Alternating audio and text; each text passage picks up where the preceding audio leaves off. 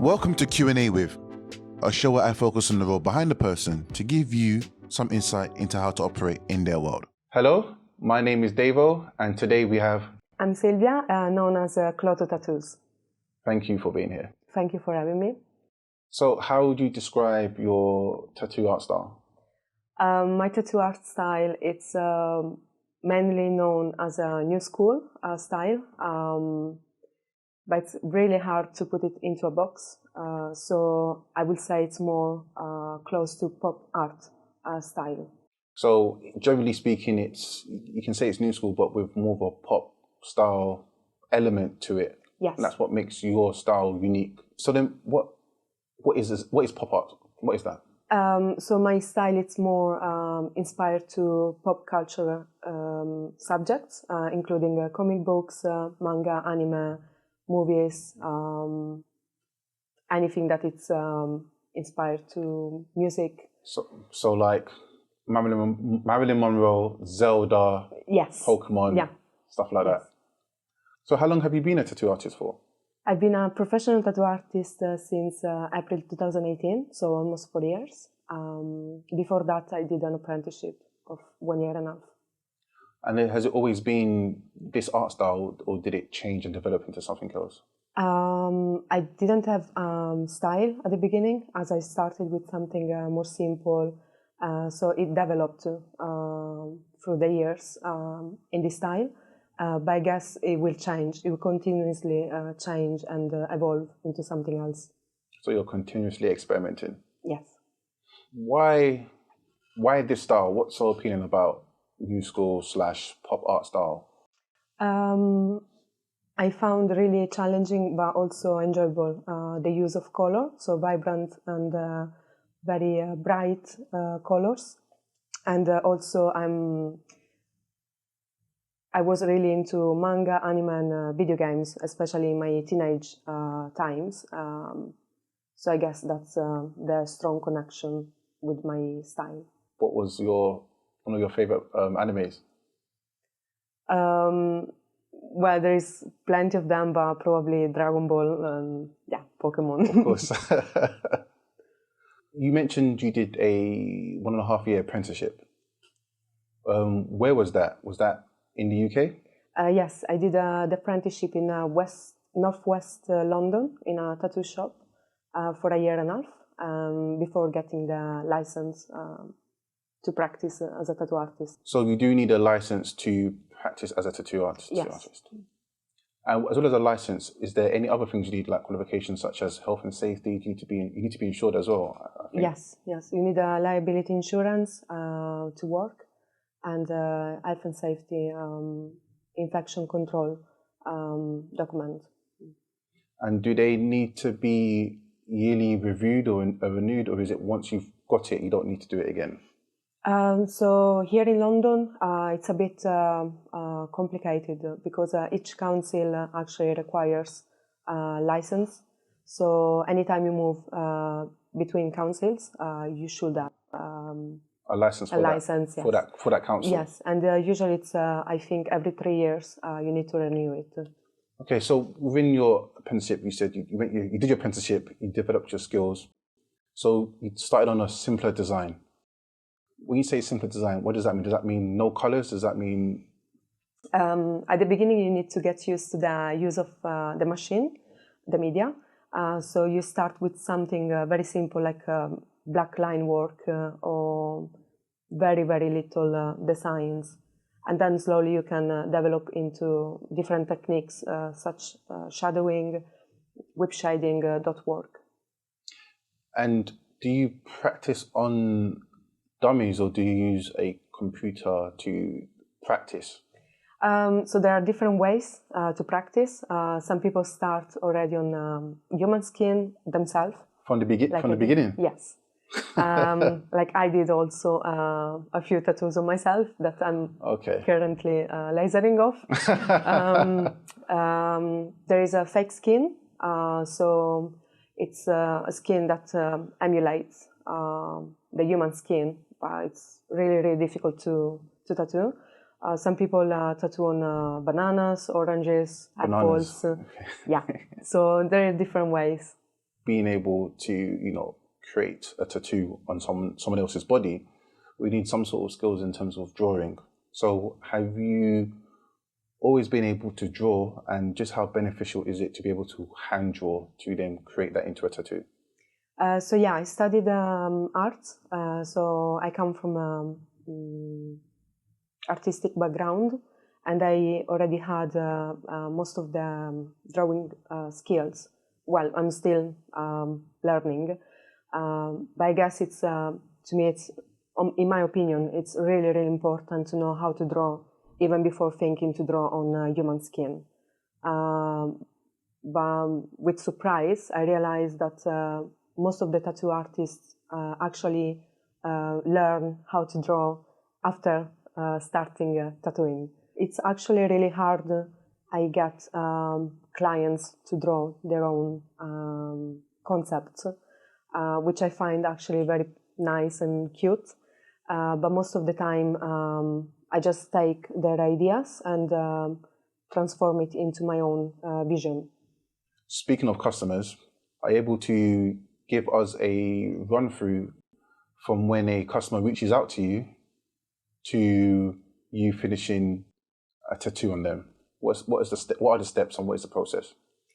So once they contact me, we have a little consultation via email where I ask a few questions about their tattoo idea. After that, we decide or agree on ballpark price, main concept, and appointment. And then I prepare the design and send it to them, usually the evening before the appointment, so they can review it on time and make their mind up. So they're gonna be ready for the actual appointment. And yeah, the day after we meet, we discuss the last few details, and we start with the session. With your tattoo styles, with your tattoo, I see that you use a lot of colors, a lot of rich, heavy colors as well. Having such a range of colors and constantly using that many colors, is that expensive to maintain? Well, the tattoo equipment, it's quite expensive. That's why tattoos are also expensive. But yeah, I do my best to get them the best inks and tattoo equipment. So obviously they require a bit of expense. Yeah. Mm. Speaking of equipment, what is the equipment that you use? Well, there's a very long list. There's a tattoo machine, cartridges, so they're like needles, tattoo ink. So when you are actually in the process of tattooing someone and they're upset or they're crying or they're nervous or they're shaking, how do you comfort them? So if this happened before the session, I hope it's not happening during the session, which didn't happen yet, and I hope it never happened. I just tell them to take their time to think about it, and if they don't feel it 100%, to wait and to cancel the appointment and reschedule whenever they're gonna feel ready. Moving on to more of the work situation with being a tattoo artist. Do you work for a studio or do you own a studio? I don't own my own studio, so I work for different tattoo studios at the moment. How does it work? Do they employ you or is it more of a self-employed? Most of the tattoo artists are self-employed, so there is no contract, we are not employed. There is a verbal agreement, and yeah. So then that means you can also work in multiple studios if you wanted to, or do tours, or? Yes, so you can, that's one of the best side of this job, because for me it's not a job, it's a passion. But you can work in conventions or move around the world, basically. So work within different studios. So have you ever done a collaboration piece? Not yet, but I would love to. And would it be the same within the same style? Would you try to mesh two different styles together? I think that's the whole point of tattoo collaboration, is to mix two completely different styles, where you can see the impact, of this contrast.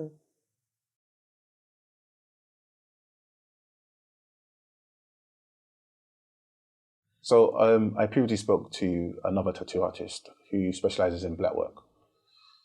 And he said the ribs are probably the hardest part of the body to tattoo on. Do you feel the same, or do you have a different answer for that? In my experience, I guess, yes, ribs, it's a very difficult placement. I guess the neck and the hands and the feet are even more difficult for me. Why is that? Is it because they're extremely sensitive? It's just, it's very painful for the client, but the type of skin is just different and very, very hard to heal properly. So how do you promote yourself? I know you have a social media account. Do you use that to promote yourself, or is that more of a portfolio gathering? It's both, yeah. So Instagram is the main account where people can find my work online. I got also a website, Google page, Facebook. What is your favorite piece of work you've ever created?